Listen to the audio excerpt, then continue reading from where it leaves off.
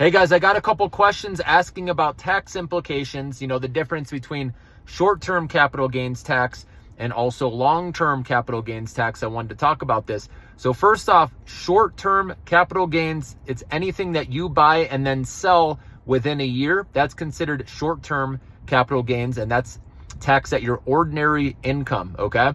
And then the long-term, so anything you hold a year or longer, will be taxed at different rates. And I'm going to put a table in the community, okay, where you can see the different, income levels and what you'd be taxed at for long-term capital gains. And this is for 2025, but I looked and that this will stay the same under, Trump's bill for 2026 as well. And then after that, who knows if it will change, but at least going into 2026, I'm reading that it is the same. So I'll put that chart or table in there, okay, so you can see. And remember, if you don't know how to see my posts, you just go to my YouTube channel, Brett the Stock Picker, then click posts and then scroll down and you'll see it right there, okay?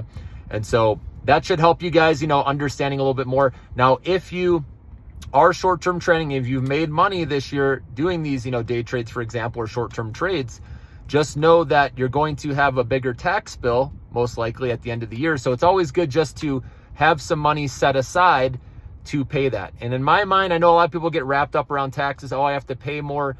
But for me personally, if I'm making money and I have to pay higher taxes, that's okay with me, right? In the end, we're winning, we're making money.